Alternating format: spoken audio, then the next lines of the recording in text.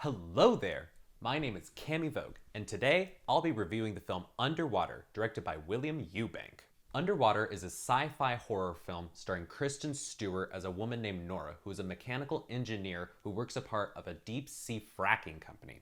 One day, there's a gigantic explosion or earthquake, some kind of catastrophic thing happens underwater, and many things start breaking. And so all of a sudden, it becomes a race for survival, not only just to escape, but to also figure out what is even happening. Eventually, they realize that they have drilled into some kind of den of underwater, undiscovered sea monsters, and they realize that they have to walk across the ocean floor in pressurized suits from station to station in order to find some means of escape. So, with all of this in mind, I'll start with some of the positive qualities of this film.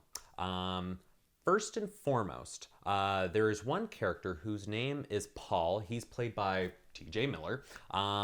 And his character is really the comedic relief of this scenario.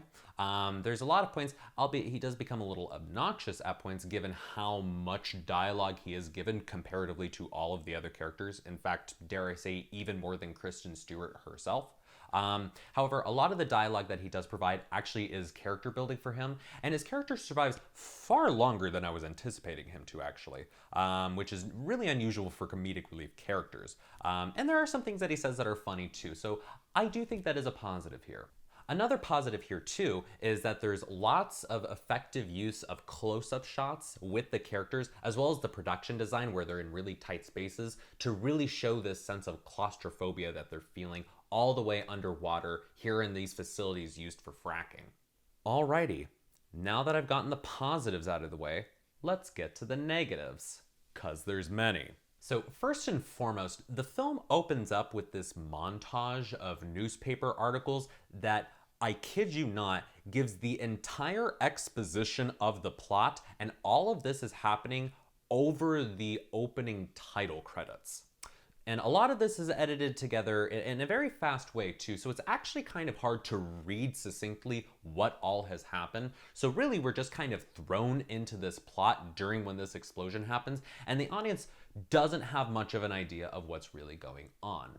I would say another substantial criticism here too for me is that the film's color palette, as well as its use of cinematography, there's a lot of very muddy colors throughout this film. And yes, I do get that they are underwater, and yes, you're going to see some muddy browns and some blacks and some dark blues, but they chose among the most unflattering colors to go with very exclusively. They don't make much really visually interesting out of these colors for that matter, and the film is honestly a little hard to watch at points because of that. Another thing too that really doesn't help is the overuse of CGI here, which I mean kind of is a given that this film takes entirely place underwater, but the CGI here is just kind of a mess. It's not very well done, not very well put together.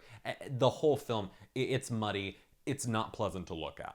Another thing here too that I have a really big problem with is that the film's monsters, they're these deep sea, fleshy looking humanoid creatures. They spend a lot of their time terrorizing the crew, but not actually like killing anyone, which is kind of pointless, as why would these monsters just be interested in terrorizing people? It's really just like plot points just for the sake of like shocks and jump scares and such. Not really much else of substance for that matter. And I would say that, oh boy, this, not to give any spoilers or anything, so spoiler alert here. The film has a cameo for the alpha monster at the end. I'm not going to give it away of who this monster is. I had to look it up because I didn't realize it was even a cameo, but they apparently have shoehorned another monster into this movie that had no business being in here to begin with, for that matter. You know, and I would also say too, part of what makes this film so difficult for me, truly at the end of the day actually, is the underwriting of Kristen Stewart's character. She has very little dialogue throughout the film, and in fact, at some points, she kind of just takes a seat back while other characters are taking initiative actually doing things. Kristen Stewart's character is kind of cold, distant from everyone, not very particularly animated for that matter, and she's really hard as the protagonist to really empathize and relate with, for that matter. It was just such a poor choice to just have this very particular character, you know, your protagonist, be completely underwritten. It makes the whole film's journey just that much more difficult to go through, with all of the muddy colors and all of these terribly poorly executed monsters too. And we also have a protagonist that we just do not care about at all.